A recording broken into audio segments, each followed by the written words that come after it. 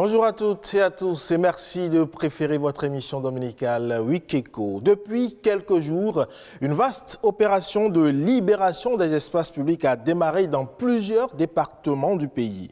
De gré ou de force, les vendeurs d'essence de contrebande, vendeuses de pain et même les artisans anarchiquement installés sont déguerpis des artères sans autre forme de procès. Une campagne d'assainissement relancée pour une énième fois. Mais question, est-ce enfin le glas des installations anarchiques ou juste une opération de charme? Eh bien, le décryptage va s'y intéresser avec les confrères. Et puis, déjà des semaines que les élèves sont en vacances, une période par excellence de repos et de détente, mais au cours de laquelle l'on ne sait pas toujours comment occuper les enfants. Entre se reposer ou s'adonner à des activités de vacances, qu'est-ce qui est préconisé? Un analyste des politiques éducatives sera sur ce plateau pour nous apporter quelques réponses. Voilà donc le menu de votre émission de ce jour. On va marquer le tout premier arrêt, le mini-journal avec Nadège Omonade Sani.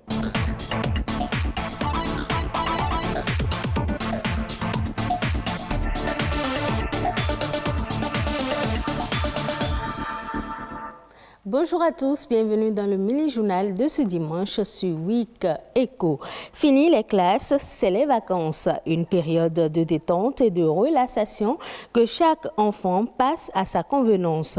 Certains se reposent, d'autres ne délaissent pas le sac d'écolier et vont au cours de vacances, d'autres encore en profitent pour mener des activités génératrices de revenus. Au vu de toutes ces occupations, quelle doit être la meilleure façon de passer ces vacances? Une équipe de notre rédaction s'est intéressée au sujet. Voici le reportage de Sadouane Kakbo et Rodrigue Babakito. Ces trois jeunes viennent d'obtenir leur baccalauréat. Avant l'obtention de ce diplôme, durant leur cursus scolaire, la période de vacances est gérée de manière méthodique. Dans les premiers mois, on se réjouit comme tout vacancier, mais après on prend conscience. Cette méthode n'est pas commune à tous. Il y a des élèves qui préparent leur rentrée, par exemple en travaillant, en faisant des petits jobs pendant les vacances.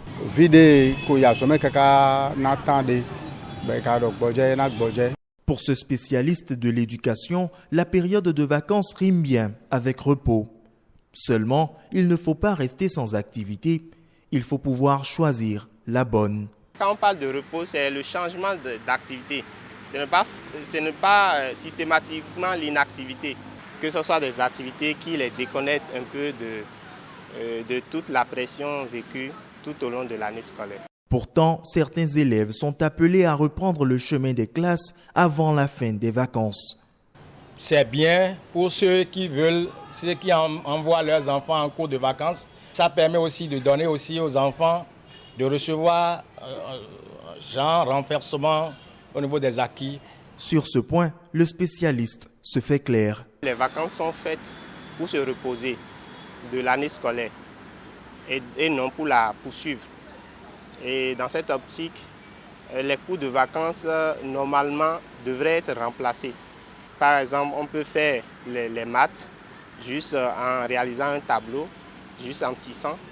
On peut faire les maths en réalisant un cerf-volant ou en réalisant une montgolfière.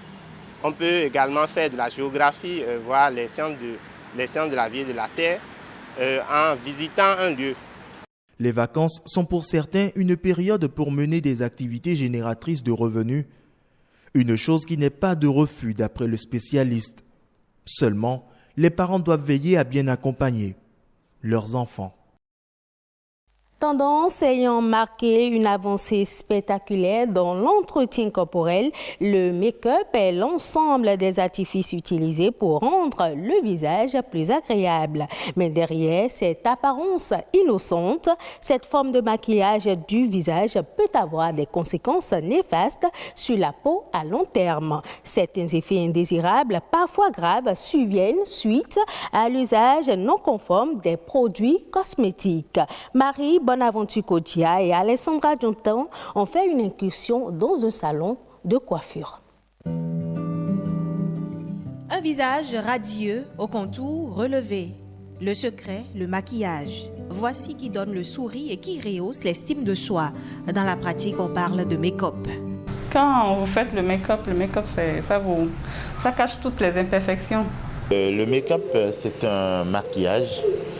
Ce sont des techniques cosmétiques qui sont utilisées pour améliorer, donner une performance dans la beauté, corriger donc certaines tares et améliorer donc la beauté en gros. Simple ou surchargé, faire du make-up renvoie à l'emploi d'une multitude de produits cosmétiques. Vous avez besoin d'une bonne base pour que le maquillage ne coule pas. Vous avez besoin du fond de teint, d'une poudre, des fards à paupières. Les férus du make-up, on en dénombre assez pour multiples raisons. Pour moi, faire du make-up me permet d'abord de montrer autre aspect de moi et d'être plus jolie afin de pouvoir prendre des selfies. Je me sens belle quand je suis maquillée, j'ai plus confiance en moi. Mais il y a également des sceptiques. C'est pas mon fort, je n'aime pas le make-up. Quand je fais le make-up, j'ai souvent des taches au visage. En tout cas, je tombe malade. L'appropriation du make-up diffère ainsi d'une femme à une autre. Quant aux réactions cutanées signalées, elles sont liées aux produits utilisés. Le risque du maquillage est lié en général à deux choses en particulier. La première, c'est qu'on a un produit qui irrite la peau. Et le deuxième risque, c'est que le produit appliqué puisse de façon immunitaire déclencher une réponse immunitaire et aboutit donc alors à un eczéma, c'est-à-dire une allergie de peau. Le conseil qu'on nous donne lorsqu'il n'y a pas d'allergie, lorsqu'il n'y a pas d'irritation, c'est qu'il faut prévoir donc alors une lotion micellaire pour faire un démaquillage correct. Parce qu'il y a beaucoup de femmes qui ne font pas de démaquillage systématique, alors que ces produits en fonçant dans les pores peut donner en général donc alors de l'acné. Le démaquillage suivi d'un gommage régulier, telle est la routine à adopter quand on est accro du make-up. Vient ensuite cette autre mise en garde. Il faille que nous utilisions des produits de très bonne qualité. Parce que quand ce n'est pas de bonne qualité, c'est farineux déjà. Quand c'est la poudre, quand c'est le fond de teint, ça fait comme un plâtre. C'est pas lisse. Se maquiller ou faire le make-up reste un choix de vie et non une obligation. De nombreuses astuces existent au naturel et permettent d'embellir la peau. Souvent oubliées de nos menus, les légumineuses, encore appelées légumes secs, figurent pourtant parmi les aliments santé à privilégier. Les légumineuses fournissent une énergie de qualité et limitent les fringales. La principale caractéristique nutritionnelle des légumes secs est leur richesse en glucides. Selon les médecins, 100 g de légumineuses cuites apportent de 5,6 à 10 g de protéines. Reportage. Riches en nutriments, les légumineuses sont aujourd'hui des cultures essentielles pour l'humanité. Secs ou verts, elles sont des plantes dont les fruits sont contenus dans des gousses. Les légumineuses cumulent des qualités qui les rendent plus que recommandables pour les consommateurs de tous les continents.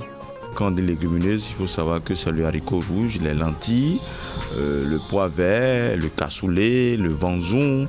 Tout ce qui pousse dans une coque en égrène, c'est des légumineuses. Donc, les légumineuses sont adaptées à chaque individu selon leur santé.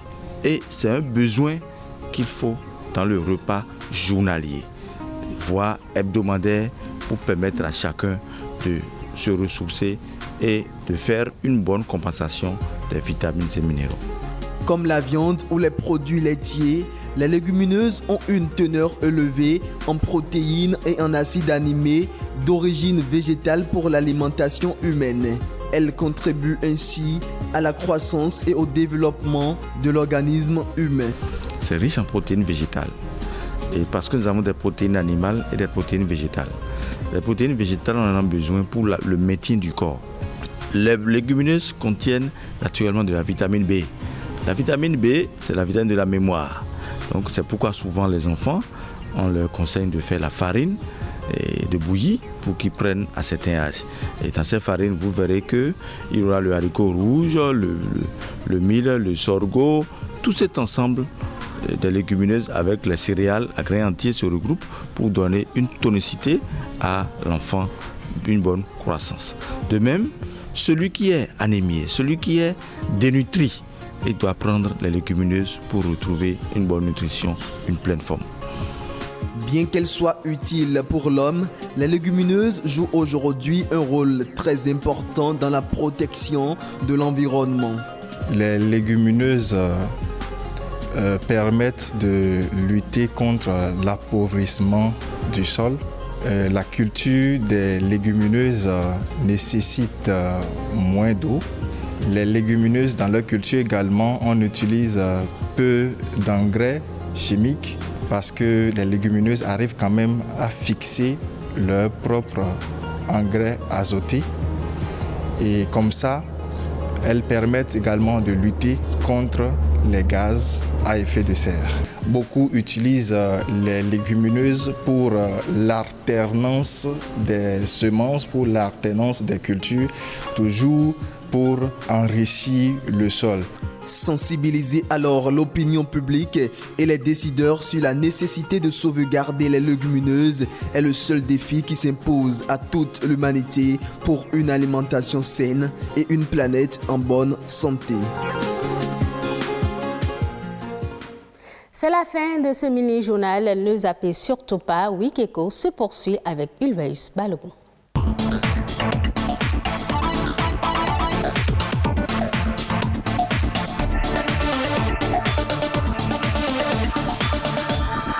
Merci à vous Nadège et sans plus tarder, on va enchaîner avec la revue de presse économique. C'est une présentation de Patrick Adjagoudou.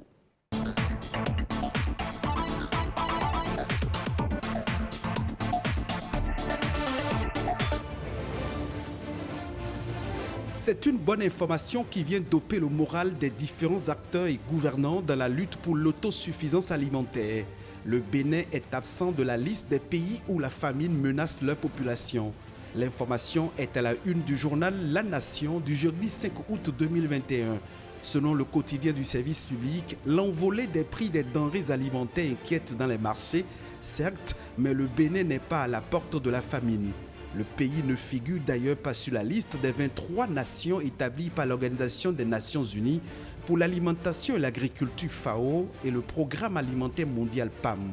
Outre les conflits et les cas d'insécurité, les foyers de famine sont causés par la sécheresse, les ravageurs et les chocs économiques du fait de la crise sanitaire liée au coronavirus. L'économiste nous apprend à la page 3 de sa parution du mercredi 4 août 2021 que le Bénin entend multiplier dès 2022 l'approvisionnement en plants de palmiers à huile. 2,5 millions de plants de palmiers à huile sélectionnés seront disponibles et fournis aux planteurs. Aussi, le gouvernement promet-il de relancer la production et par ricochet augmenter le potentiel de cette filière dans la production agricole et sa contribution à l'économie du Bénin. Les mesures gouvernementales en faveur du secteur agricole par le biais du Fonds national de développement agricole FNDA sont bel et bien mises en œuvre sur le terrain.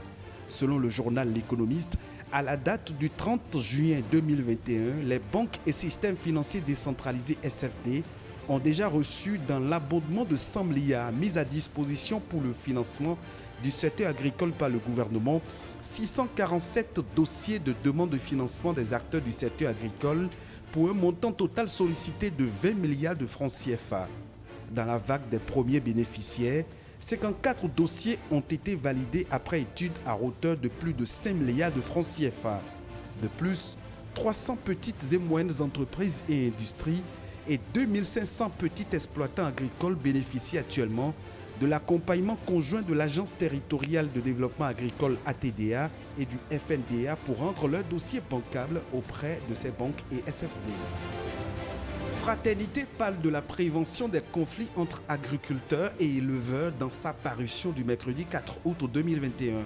Le journal de Ménotin constate que le gouvernement du président Patrice Talon poursuit ses efforts pour l'instauration d'un climat de paix entre agriculteurs et éleveurs dans plusieurs régions du Bénin, ceci après les affrontements survenus entre deux communautés à Guéné dans la commune de Malanville, les 24 et 25 juillet 2021.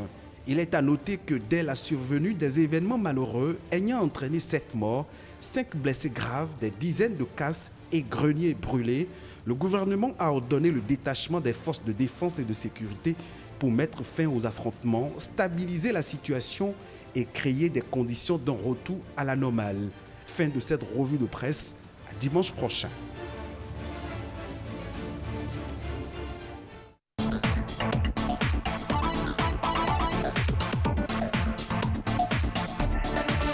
Je le disais, plus aucun hangar, pas d'étalage, encore moins de vendeurs d'essence de contrebande le long des artères. Un énième déguerpissement à court actuellement, laissant croire que les installations anarchiques sont définitivement finies. On s'y intéresse dans le décryptage.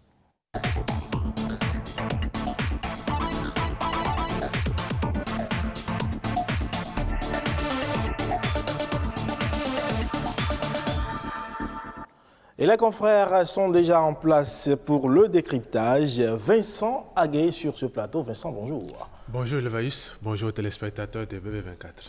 Merci. À côté de Vincent, Latifou Boni. Latifou, bonjour. Bonjour à vous, bonjour à chacun, bonjour à tous. Alors Latifou, on va commencer par vous. Dites-moi déjà, quel est le regard que vous jetez sur cette énième opération de libération des artères publiques? Regard, on va dire, nourri de curiosité. Parce que pour peu que vous ayez fait attention à ce sujet, il y a comme une répétition pratiquement du même spectacle. Vous ne rappellerez pas le détour du pape, je crois, en 2011. Pratiquement, on va dire qu'à la veille, Cotonou s'est revêtu d'une robe qu'on ne connaissait pas. Une robe, bien évidemment, qui s'est débarrassé des stations d'essence Bayo, des étalages, bien évidemment, des hangars, mais dès pratiquement la fin du séjour du pape et son avion envolé, Cotonou s'est débarrassé de cette belle robe-là et puis a repris, on va dire, son visage habituel. Et puis, il y a eu l'épisode de Toboula qui a quand même été, on va dire, épilogue quand même assez curieuse parce que ça a pris du temps et on avait cru que l'habitude, dans l'exercice un peu de cette petite brutalité dont tout le monde a parlé, l'habitude, on avait cru qu'elle s'était installée. Et puis, Toboula parti, quelques mois passés, Cotonou, petitement, malgré l'embellie un peu insufflée par ce qu'on a appelé asphaltage, Cotonou quand même a retrouvé ses paillotes, ses hangars, son essence un peu partout.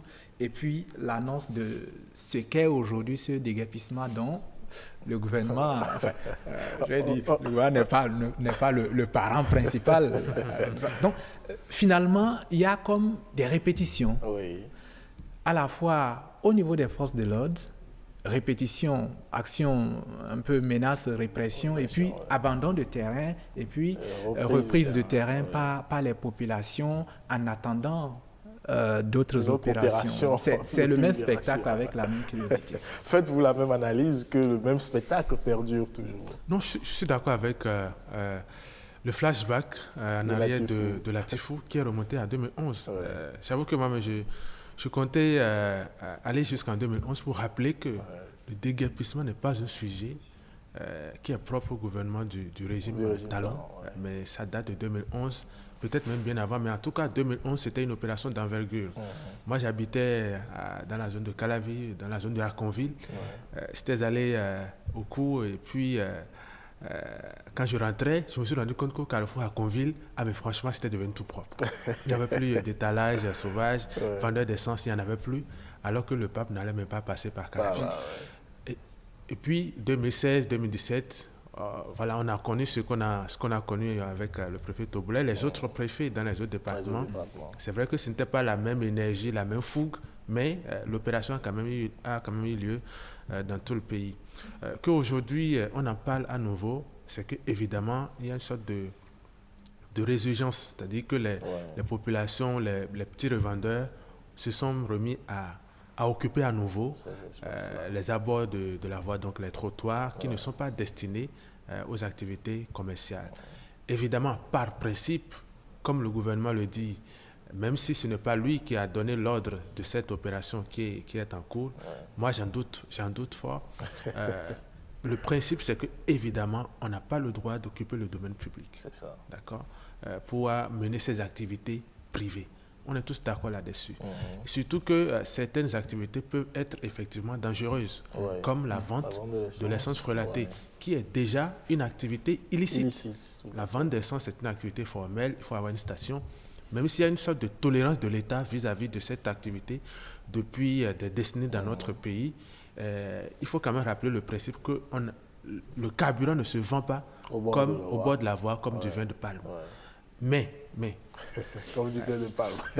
quand on se met à chasser des abords de rue, la petite vendeuse d'oranges, la petite vendeuse de fruits, de pain, qui cherche de quoi survivre, évidemment, à côté du principe, il y a, l'éthique ou la morale qui interviennent. On peut se poser des questions.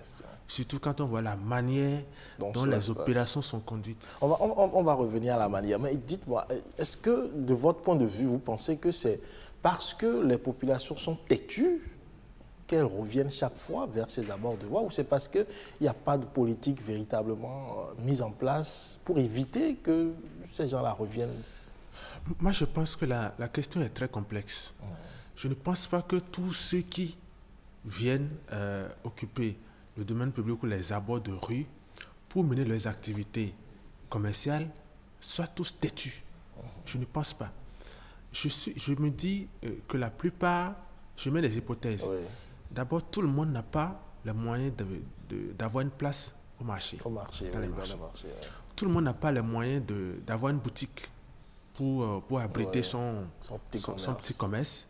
Et donc, l'espace qui s'offre à tout le monde, à ces petites gens, entre griffes, à ces petits revendeurs, c'est l'espace public. Donc, de venir au bord de la rue pour être en contact direct avec les potentiels clients. Et vous ne me direz pas que les clients dans la rue, il n'y en a pas. Il y en a. Et d'ailleurs, c'est là que les meilleures activités se font. Absolument. Vous voyez, donc il n'y a pas d'intermédiaire, il n'y a pas de barrière. Et donc, je ne pense pas que les gens soient forcément têtus. Je pense que beaucoup en sont conscients. Ils sont conscients du fait qu'ils n'ont pas le droit d'occuper le domaine public pour leurs activités, mais pour des raisons de survie économique, ils se retrouvent obligés à le faire. Et je pense qu'il faut les comprendre. Même si, face à la loi, il faut accepter se plier, mais je pense qu'il faut quand même comprendre ceux qui se battent pour survivre. Parce qu'au-delà de tout, en réalité, telle que l'opération est menée, elle pourrait s'apparenter à une lutte contre les pauvres. Vous voyez? Et lutter contre les pauvres, en fait, de façon plus globale, c'est s'attaquer au secteur informel en général. Et dans notre pays et dans la plupart des pays africains, on ne me dira pas que toute l'économie sera formelle. Ce n'est pas évident. Ce n'est pas évident parce que qui dit place au marché, qui dit place, une boutique et autres en bonne et due forme, ça parle déjà de droit de place, de patente et autres. Et tout le monde n'a pas les moyens de s'acquitter de ça. Surtout que ce sont de petits commerces qu'on a à bord de voies et qui ne rapportent pas suffisamment déjà pour faire face, par exemple, à la patente. À la question liée aux raisons et aux causes, il est difficile de répondre. Mais je pense qu'au-delà de la simple question de niveau de vie et de la pauvreté, il y a aussi un problème social qu'il faut renvoyer aux laborantins sociologues. Il y a comme dans les sociétés africaines en général, elles sont plurielles ces sociétés-là, il y a comme une autre perception des lieux de commerce. On n'est pas trop habitué aux magasins et grands points de vente. Dès qu'il y a une structure qui se formalise, où il y a de la brillance et de l'attrait, c'est l'image de ces cher qui se renvoie. Je veux dire les supermarchés et tout le reste. Donc, ceci dit, quand M. Higuet demande s'il y a de la clientèle sur la rue, oui, parce que les gens se disent que la rue est moins chère. De ce point de vue, même ceux qui ont des moyens hésitent à se formaliser, à envoyer cette image d'ultra institution peut-être où les objets et marchandises sont chers. du point de vue social, ça pose un problème qu'il faudra d'abord déconstruire. C'est vrai que ceux qui ont des moyens vont dans les supermarchés, se retrouvent même à remarquer que c'est moins cher que sur la rue, mais il y a un problème, il y a une certaine mentalité à déconstruire. Ça, c'est le premier élément. L'autre élément, c'est qu'aujourd'hui, ou de plus en plus, peut-être depuis toujours, on se retrouve à une population où pratiquement dans chaque famille, il y a du commerce. Ça, c'est une donnée peut-être différente qui se greffe à nos réalités sociétales, sans même tenir compte des problèmes économiques. Dans chaque famille, il y a ce petit étalage, soit c'est des condiments ou ce sont des divers. C'est un problème déjà sociétal. Je ne sais pas comment on l'aborde quand on parle de l'économie. C'est vrai qu'il faut peut-être recourir aux outils des sociologues avant de bien l'analyser. Au-delà de ça, aujourd'hui, on a comme une certaine explosion aussi des initiatives, des micro-initiatives. Et ça, je ne sais pas comment l'État fait pour renforcer cela, parce qu'on ne cessera jamais de ramener les forces de l'ordre dans les rues et recadrer les gens si tout le monde est commerçant, tout le monde est entrepreneur en même temps. Donc, je pense qu'il y a pas mal d'éléments. Alors, parlant après de la forme que revêt cette libération, on a pu voir les forces de l'ordre déguerpir les trottoirs, ce qui est bien, mais ça semble ne pas avoir un visage humain, comme le disait tantôt Vincent. La notion d'humanité d'une action qu'on connaît légale, mais qu'on doit raisonner, c'est encore une question, on va dire, délicate, parce que quand on tient compte des répétitions, il y a que parfois on peut donner raison aux forces de l'ordre qui parfois sont appelées à être agacées. Et quand vous sensibilisez aussi, quand vous annoncez une initiative de déguerpissement et qu'il n'y a pas de répondant chez les concernés, les gens se disent qu'il faut envoyer un message, un peu de brutalité parfois, et n'oublions pas aussi les petites résistances. Donc, et nos forces de sécurité, nos forces de l'ordre ne sont souvent pas aussi, on va dire, les mieux outillés. Chacun y va avec ses moyens. Donc, je pense qu'il y a un dialogue. Il y a un dialogue. Je ne vais pas parler des colloques, sensibilisation et autres, mais il y a un dialogue à faire autour de la beauté de nos cités. Il y a un dialogue sérieux à faire autour de la beauté de nos cités, mais surtout un dialogue qui ne se rompt pas. Je ne peux pas comprendre que malgré les moyens déployés en 2017-2018, dans ces opérations pratiquement qui ont, ne serait-ce que de point de vue débat, touché tout le pays, je ne peux pas comprendre qu'on ait rompu. Je ne peux pas comprendre qu'on ait abandonné le débat. L'action doit être peut-être permanente. Parce que si on maintenait la pression aujourd'hui, il n'y avait pas besoin encore d'exprimer la brutalité. Parce que dans la durée de l'action, menée pas en lead, mené par Toboula et puis repris par d'autres préfets, dans la durée, il y a eu quand même une certaine autodiscipline qui a commencé par s'installer et une certaine capacité à s'adapter. Une fois qu'on a abandonné le terrain, les gens ont repris, comme on le dit, quand le terrain est vide, il faut bien l'occuper. Je pense que le gros effort, le plus gros effort, c'est maintenir la pression, occuper le terrain, ne serait-ce que dans les débats.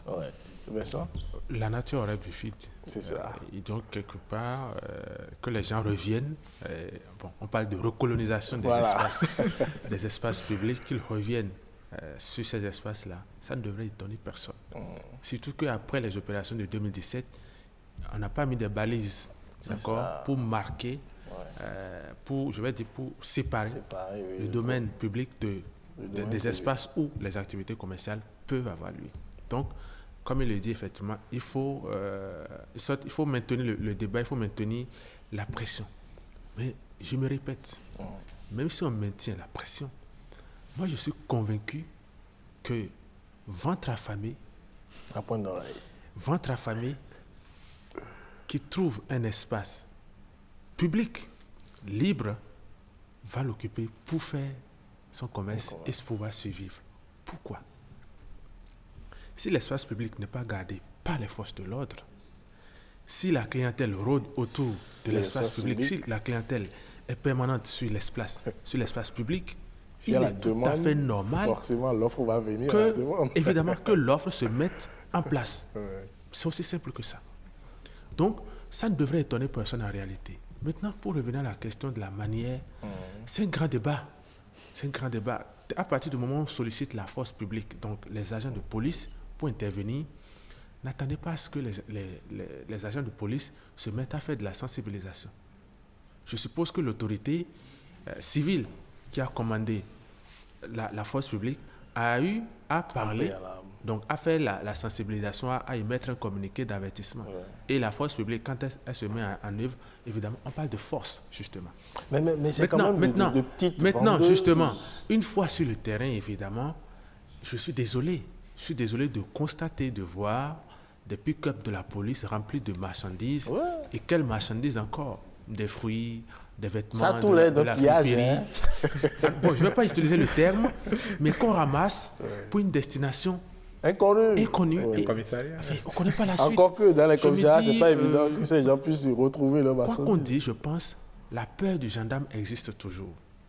La peur du tri, la peur de l'homme en uniforme existe toujours. Donc, un agent de police qui s'adresse à un commerçant dans la rue pour lui demander de ranger, de déguerpir, je pense que les gens vont s'exécuter. On n'a pas besoin d'aller jusqu'à ramasser les marchandises de ces petites gens et les emporter. Je ne veux pas dire que après les marchandises ne sont pas récupérées, mais moi je dis cette image n'honore pas les forces de l'ordre. À mon avis, ça peut être subjectif, mais je pense que parce que un policier en action, c'est l'État en action. C'est ça. Donc l'État qui se met, le tout-puissant État qui se met à saisir la petite marchandise d'une valeur d'à peine 5 000 francs d'un pauvre béninois pour l'emporter et de laisser ce pauvre-là sur les carreaux en train de crier « Egbamio », franchement, ce n'est pas bon pour l'État. Quand bien même l'État est dans son droit de dire, de faire appliquer la loi, je pense qu'à un moment donné, il faut de la manière, il faut de la flexibilité. Pour éviter de créer encore plus le fossé de la pauvreté, malheureusement. C'est vrai que ces images-là, elles existent effectivement. J'ai vu, je pense, un attelage ou une brouette j'allais dire, d'outils, des petits appareils embarqués, effectivement. Bon, bien évidemment que ça doit exister le mécanisme peut-être pour les victimes d'aller, j'espère, d'aller recouvrir leur étalage. Mais l'image, elle est difficilement soutenable. À côté d'un feu, je me rappelle de ces visages figés pratiquement des usagers qui regardaient le spectacle. Effectivement, on est là dans l'analyse d'une action, comme nous l'avions dit, juste, légale, mais qu'il faudra raisonner. Mais les forces de l'ordre, les forces de sécurité en action, souvent, la priorité n'est pas toujours le raisonnement. Alors, on va finir là-dessus, parce qu'on me fait de grands signes de l'autre côté. On va finir là-dessus en quelques minutes. À votre avis, c'est vrai qu'on a commencé déjà à en parler. Qu'est-ce qu'il faudrait faire maintenant pour éviter? Parce qu'on a des guerpilles, Cotonou, Abomey-Calavi et tout ça. Qu'est-ce qu'il faut faire pour éviter que ceux qui ont été des guerpilles ne reviennent encore d'ici un mois ou même 2 semaines, reprendre encore de plus belle leur place? Il y a, à mon avis, 2 choses à faire avec 2 acteurs. Notamment au niveau de la population, il faut, je pense, maintenir le débat en permanence. Le débat déjà de raisonner nos démarches de recherche de voies de survie en priorisant les espaces, on va dire collectifs. C'est vrai qu'il y a vraiment très peu d'espaces dans cette... Il n'y a pas suffisamment de marchés secondaires, sont en construction, c'est même pas encore fini. C'est pas encore fini. Et j'imagine quelle guerre les commerçants, d'autant que tout le monde veut être commerçant. Aujourd'hui, l'entrepreneuriat et le vent qui pousse l'entrepreneuriat aujourd'hui transforme tout le monde en commerçant, en businessman. Donc, j'imagine la guerre qu'il y aura autour de ces espaces en construction. Et donc, mais il faut quand même dire aux gens que aller aux abords des voies, même quand on ne vend pas de l'essence, on se met en danger, on met en danger les autres. En dehors de ça, maintenir la pression et la présence des forces de l'ordre dans le contrôle de ces espaces-là. Quand, de façon répétée, les gens verront leur tentative d'occupation échouer, ils vont s'adapter. Ça sera dur, certes, avec peut-être la pauvreté comme prix à payer, mais les gens vont s'adapter. Tant qu'on va de temps à autre abandonner, le vide attire l'occupant. Vincent? Non, si les espaces de l'État ne sont pas occupés par l'État, les citoyens vont l'occuper. Ça, c'est indéniable. Vous rejoignez Latifou je vous sur dis, la sur la présence durée, permanente. peut-être sur un mois, les gens vont reculer, vont se replier. Mais avec le temps, ils vont revenir. Je vais vous donner un exemple. Quand la police met en branle des opérations de contrôle sur la route, casques ou des pièces. Une fois la période de répression passée, qu'est-ce que vous constatez? Il y a un retour. Il y a un retour normal aux mauvaises habitudes. C'est aussi simple que cela. Et je pense qu'à ce niveau, il faut, comme il le dit, il faut une vraie étude pour savoir, en fait, quelles sont les priorités de l'intervention de l'État. Est-ce que nos communes, justement, qui ont commandé ces opérations-là, gagnent plus, d'accord, à chasser ces petits commerçants-là des abords de la voie que à réparer, par exemple, les feux rouges ou à les faire respecter là où ils fonctionnent, d'accord, à interdire la circulation dans Cotonou et Calavi des ferrailles motorisées qui tuent les Béninois chaque semaine et chaque jour dans notre pays. Je pense que voilà aussi des problèmes auxquels il faut s'attaquer pour que le citoyen qui cherche son pain quotidien pour nourrir sa petite famille à la maison, le président dit que le Béninois vit avec le pain gagné au jour le jour, n'ait pas l'impression que l'État lutte contre le pauvre au lieu de lutter contre la pauvreté. Merci Vincent Agué. C'est une très belle conclusion, que l'État lutte contre la pauvreté et non contre les pauvres. Merci à vous. On va installer à présent le plateau dossier de la semaine.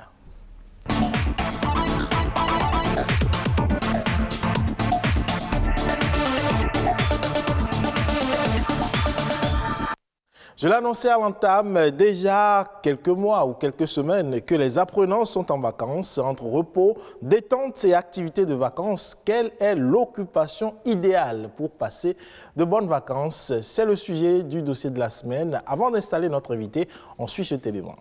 Ces trois jeunes viennent d'obtenir leur baccalauréat. Avant l'obtention de ce diplôme, durant leur cursus scolaire, la période de vacances est gérée de manière méthodique. Dans les premiers mois, on se réjouit comme tout vacancier, mais après on prend conscience. Bon. Cette méthode n'est pas commune à tous. Il y a des élèves qui préparent leur rentrée, par exemple en travaillant, en faisant des petits jobs pendant les vacances.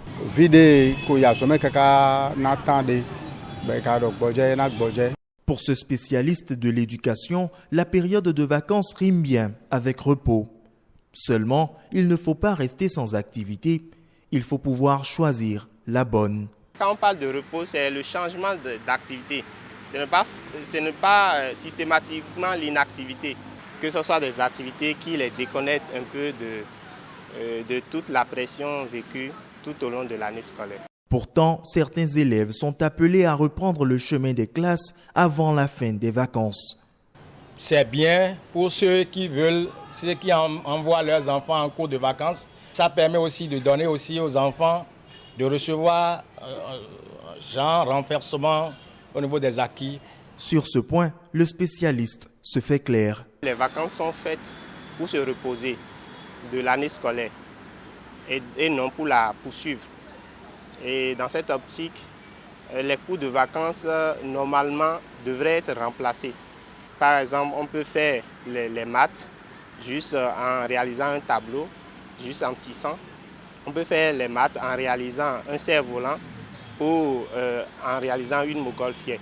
On peut également faire de la géographie, voir les sciences de la vie et de la terre en visitant un lieu.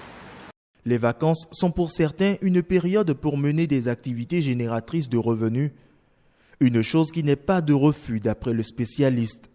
Seulement, les parents doivent veiller à bien accompagner leurs enfants.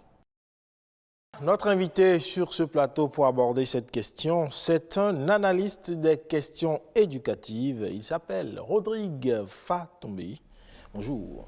Bonjour, monsieur le journaliste. Vous allez bien? Ça va. À côté de moi, pour m'accompagner dans ces échanges, je ne le présente plus, Rodrigue Babagbeto. Eh bien oui, Ulvaïs Balogun, bonjour. Chers téléspectateurs, c'est un plaisir d'être avec vous. Ulvaïs Balogun, un plateau aujourd'hui avec deux Rodrigue. J'espère que vous pourrez vous en sortir. Ah oui, j'espère. En tout cas, chers téléspectateurs, la question demeure, comment occuper les enfants pendant 3 mois de vacances, ou du moins pendant la période des vacances? C'est le défi que doivent relever chaque année la plupart des parents d'élèves au Bénin. Et en attendant la rentrée scolaire, on se demande ce qui pourrait être une aubaine pour les enfants. Alors, Fatumbi, en période de vacances, faut-il laisser les enfants se reposer entièrement ou il faut les occuper? Merci, monsieur le journaliste. Les vacances sont d'abord un temps d'arrêt des activités scolaires. Oui. Considéré comme temps d'arrêt, il faut forcément laisser l'enfant se reposer afin qu'il puisse se ressourcer, afin qu'il puisse aller chercher de l'énergie pour pouvoir faire face aux défis de la classe ou de la rentrée prochaine. Alors, quand vous parlez de laisser l'enfant se reposer, est-ce qu'il faut que l'enfant ne fasse rien d'autre que manger, dormir, dormir? Non. Quand on dit se reposer, cela fait appel forcément à une organisation de ce temps de vacances chez l'enfant. Oui. Il faut laisser l'enfant aller à des activités saines, c'est-à-dire avoir de loisirs sains qui quand même permet à l'enfant d'éclore son talent, quitte à ce que cela puisse le mettre en veille pour quand même toujours préparer la rentrée prochaine. Lorsque vous parlez de loisirs sains, donnez-nous un exemple, par exemple. Les jeux, aller au foot avec ses amis, aller dans des centres d'apprentissage, faire du bricolage par exemple, dans un centre par exemple, ça c'est des trucs de loisirs. Acheter du matériel de jeu aux enfants, peut-être le Lido, le Awale, tout ça quand même, ces activités de jeu qui quand même participent au développement du créatif chez l'enfant, au développement de l'image, de ses capacités d'imagination, tout ça. D'ailleurs, dans l'élément témoin, le spécialiste des questions éducatives que nous avons reçu dans l'élément témoin parlait, par exemple, d'apprendre les maths aux enfants rien qu'en faisant des cerfs-volants. Oui. Puisque les cerfs-volants sont en forme de losange. C'est ça. À travers chaque activité que l'on offre à l'enfant pendant ces temps de vacances, je prends par exemple le jeu de Ludo. Oui. C'est un jeu. Mais ce qui est derrière ce jeu, c'est par exemple, ceci permet à l'enfant de mieux se concentrer pour jouer le jeu. Ceci permet à l'enfant d'être plus agile. Oui. Donc, tout ça, forcément, associé déjà. Parce qu'il faut aussi que les vacances, pour les parents et pour l'enfant, c'est aussi un moment de faire le point. Ouais. De faire le point de comment l'année s'est déroulée. Que l'enfant puisse passer en classe supérieure ou que l'enfant soit en situation de reprise, il faut forcément faire le point pour apprécier quelles sont peut-être les difficultés à venir pour la classe prochaine ou les difficultés que l'enfant a déjà rencontrées au cours, disons, de la classe où il veut reprendre. C'est aussi ça, les vacances. Maintenant, venons-en aux activités auxquelles l'enfant doit pouvoir se donner. Il faut, et c'est important, les vacances, forcément, appellent les parents à avoir du temps. Parce que c'est le moment où l'enfant est à la maison. Bien sûr. Ce sont les vacances des enfants, hein, pas des parents. C'est ça. Mais le parent doit pouvoir s'organiser pour avoir du temps, pour ne serait-ce qu'à échanger avec l'enfant, à expliquer en fait le bien fondé de ce que l'enfant fait. C'est du jeu, mais à travers ce jeu, voici ce que tu peux apprendre. L'enfant qui fait du jeu de pique, par exemple, à travers le jeu de pique, on peut inviter l'enfant à avoir plus d'attention. Parce que quand l'enfant ne reste pas dans le jeu, en ayant toute son attention sur le jeu avec ses amis, peut facilement être dribblé. Ce qui appelle beaucoup d'attention, de concentration. De concentration. Mais le fait ainsi, forcément que cela a un impact sur le développement de l'enfant. Alors, ça, là, vous avez exposé quelques occupations auxquelles peuvent s'adonner les enfants pendant la période de vacances. N'empêche qu'il y a certains enfants qui, par exemple, durant la période de vacances, se livrent à des activités génératrices de revenus. Il y en a qui, par exemple, profitent pour faire des jobs de vacances. Il y a d'autres qui suivent leurs parents au marché, dans leurs entreprises, pour voir comment est-ce que ça se passe. Est-ce que c'est des activités que vous conseillerez en tant qu'analyste à des enfants, quel que soit leur âge? Je pense que le plus important, c'est comment est-ce que le parent organise les vacances de son enfant. Je peux, en tant que parent, décider, ayant une entreprise, que l'enfant peut-être puisse m'accompagner pour voir un peu comment ça se passe, pour voir un peu comment fonctionne la structure dans laquelle le parent travaille. C'est aussi un moment de sociabilisation de l'enfant avec l'adulte. Bien sûr. Parce qu'on est en situation de travail. Ouais. Il va forcément croiser des personnes plus âgées que lui. À travers peut-être là, l'enfant peut apprendre le respect de l'autre, puisqu'il serait en situation de rencontrer des adultes. Comment se tenir en public. Le tout dépend de la logique, le tout dépend du but que vise le parent en invitant son enfant à être avec lui, peut-être pendant quelques temps, pas forcément sur toute la durée des vacances. Pas forcément sur toute la durée des vacances. Maintenant, revenons-en aux enfants qui s'adonnent aux activités du revenu. Ça, c'est pas la force des choses. Mais ce n'est pas seulement sous nos cieux, ailleurs aussi, ils font des activités génératives de revenus pour avoir un peu d'argent pour affronter la nouvelle année. C'est ça veut dire, c'est que ce n'est pas la force des choses. Peut-être que l'enfant vit dans une situation où les parents, qu'on le veuille ou non, ne pourront pas venir, ne pourront pas soutenir l'enfant comme cela se doit. Comme cela se doit. Oui. Et peut-être que l'enfant, ayant conscience de cela, peut se dire, j'y vais, le se laisse pour avoir quelques revenus afin de pouvoir soutenir les parents. Mais c'est aux parents seulement de dire à l'enfant, bon, tu peux le faire pendant un moment, le temps forcément de te reposer, le temps forcément d'avoir de l'énergie pour la rentrée à venir. Mais ceci, c'est toujours quand les parents, vous comprenez, essayent de fuir les responsabilités vis-à-vis de l'enfant. Alors vous rappelez encore, vous rappelez une fois de plus l'importance de la veille des parents, mais venons-en à présent au cours de vacances. Alors, on est dans un système où, après 9 mois de cours, pendant les vacances, il y a quand même des cours de vacances que suivent les enfants. Les cours de vacances, durant la période de vacances, analyste que vous êtes, diriez-vous qu'ils sont favorables aux enfants? Pour moi, les cours de vacances sont en réalité un moment qui, une fois encore, viennent anticiper la reprise des classes. Bien sûr. Dans une période où l'enfant est censé être au repos, dans une période où l'enfant est censé aller à un rythme d'apprentissage qui quand même le prépare pour la rentrée prochaine. Oui. Mais les cours de vacances aussi préparent pour la rentrée. Vous l'avez dit, ça permet d'anticiper sur ce qui va se passer l'année scolaire suivante. Oui, les cours de vacances permettent d'anticiper.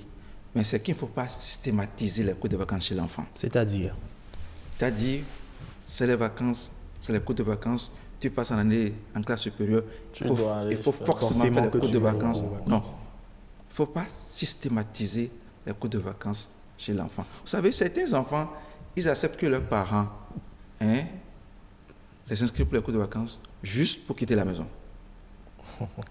Peut-être parce que c'est ça, peut-être parce que le parent n'a pas pris le soin de répondre aux besoins de l'enfant pendant les 9 mois. Non, pendant son temps de repos. Donc, il a oublié de dire à son parent, je vais m'inscrire à cours de vacances. Parce que là, il est sûr de retrouver ses camarades de classe, de se livrer au jeu. Vous allez voir que c'est pendant même la période des cours de vacances que l'on retrouve beaucoup d'enfants dans les centres de jeu. Bien sûr. Parce qu'ils se mettent sous couvert des cours de vacances, mais se retrouvent dans les centres de jeu pour se distraire avec les amis. Qu'est-ce qui devrait amener alors un parent à inscrire son enfant au cours de vacances? Il faut discuter avec l'enfant pour pouvoir voir est-ce que les cours de vacances sont nécessaires à l'enfant. Parce qu'il faut forcément, quand on fait le bilan avec l'enfant, de comment de ce que l'année scolaire qui vient de s'écouler s'est passé, quand on fait le point avec l'enfant, il vous dira forcément quelles sont les matières dans lesquelles il commence par avoir de la difficulté à assimiler le cours. Le parent peut organiser, vous savez, des cours de maison, pas forcément justifier cela, pour que l'enfant puisse déjà anticiper, disons, ces difficultés qu'il rencontre, la résolution de ces difficultés qu'il rencontre.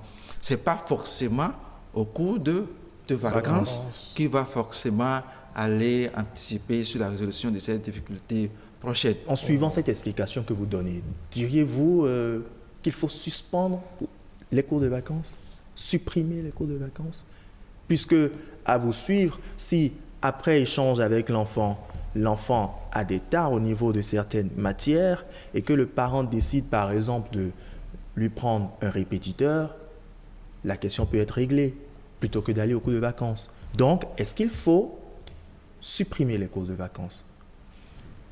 Il faut repenser la forme que l'on donne aux cours de vacances. Même le répétiteur à la maison qu'on veut peut-être, qu'on invite, qui vient s'occuper de l'enfant pendant peut-être ces moments, afin qu'il puisse aller à un rythme en fait, de vacances. Parce que c'est juste venu lui donner quelques lotions, lui rappeler, disons, l'essentiel de ce qu'il lui faut pour peut-être faire face à la matière, la rentrée prochaine. Ça, c'est pour ce qui est de la maison. Maintenant, les cours de vacances, il faut voir la forme. Les organisateurs, vous savez, parce qu'il ne faut pas aller au cours de vacances et l'enfant revient avec un niveau plus bas.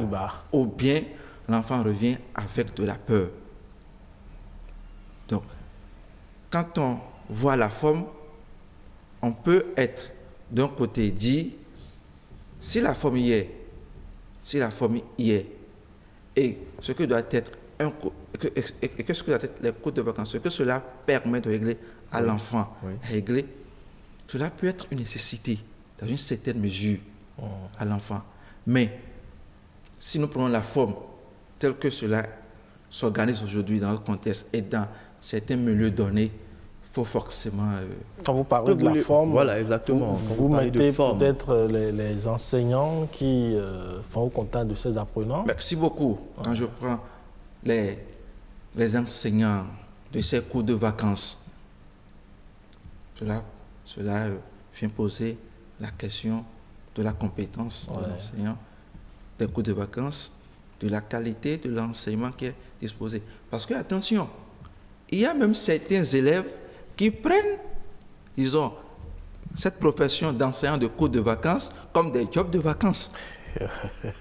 C'est aussi ça. Il y a plein d'étudiants qui font ça durant les vacances. Merci beaucoup. Donc, et la question de la qualité, de la compétence de l'enseignant de cours de vacances se pose. Est-ce qu'il faut alors que le gouvernement ait un œil dans ce secteur, c'est-à-dire voir les autorités du secteur gardent quand même un œil dans la façon dont les choses sont faites afin que les cours de vacances soient réellement ce qu'ils doivent être? Oui, il faut repenser cela. On peut donner aux cours de vacances un autre caractère. Ça peut être un moment d'apprentissage, d'activité manuelle à l'enfant. Puisque à travers l'apprentissage, l'enfant apprend toujours. À travers l'apprentissage, du moment où l'enfant apprend, du moment où il n'est pas forcément isolé en fait du rythme d'apprentissage, on peut forcément reconsidérer cela, pas forcément cadrer l'enfant dans une période de forme scolaire, avec se réveiller à 7 se réveiller à 8 heures tôt, mettre l'enfant toujours dans le rythme scolaire. C'est ça qu'il faut éviter en réalité à la chose. Il faut forcément qu'on aille voir qu'est-ce qui se passe dedans, comment est-ce que cela est organisé. Ça c'est clair. Il faut forcément s'asseoir et aller voir comment est-ce que c'est fait. Qu'est-ce qu'on y met dedans? Il faut éviter que l'apprenant, vous l'avez dit tantôt, ne revienne avec un niveau plus bas qu'il ne l'avait. Et quel conseil avez-vous à donner aux parents qui, par exemple, sont catégoriques et disent « mes enfants n'iront pas au cours de vacances, peu importe leur niveau ». Oui, le parent a droit de dire « mon enfant ne va pas s'inscrire au cours de vacances ». Mais la question qu'il faut maintenant se poser à ce parent, comment est-ce que ce parent organise les vacances de son enfant? C'est ça. Il faut que le parent, forcément, puisse organiser les vacances de son enfant. Les vacances, c'est aussi le bon moment, par exemple, pour l'enfant de pouvoir peut-être avoir un temps de lecture, ne serait-ce à ce qu'il puisse vider l'ouvrage au programme en français, par exemple. Oui. Est-ce que le parent qui refuse ça, et je suis d'accord avec le parent qui dit « mon enfant ne va pas s'inscrire au cours de vacances », mais quand il le dit, il faudrait qu'il organise maintenant les vacances de son enfant, qu'il ait un rythme d'apprentissage plus lent, organisé, structuré, et que l'enfant aussi puisse s'adonner à un temps de loisir, mais à de loisirs forcément sains. On vous aura compris, Rodrigue Fatombi, merci d'avoir répondu favorablement à notre invitation sur ce plateau. Ulvaïus Balogun, les vacances, période de repos pour les apprenants, mais pas de tout repos non plus pour les parents. Oui, surtout, c'est surtout les parents qui sont interpellés à travers vos explications ici, parce que c'est à eux que revient la responsabilité d'encadrer les vacances de leur enfant. Super. Merci à vous, Fatombi. Merci, Patrick, d'avoir... Rodrigue. Merci, cher Rodrigue. Merci, cher Rodrigue, d'avoir gardé ce plateau avec moi. Ce sera la fin de Week Echo de ce dimanche. Merci pour votre aimable attention. Cette émission, vous pouvez la retrouver sur le site de l'ORTB, www.ortb.bj, sur la page Facebook de Bénin Business 24, sur la page Facebook également de votre émission Week Echo. Portez-vous bien et à dimanche prochain. Merci.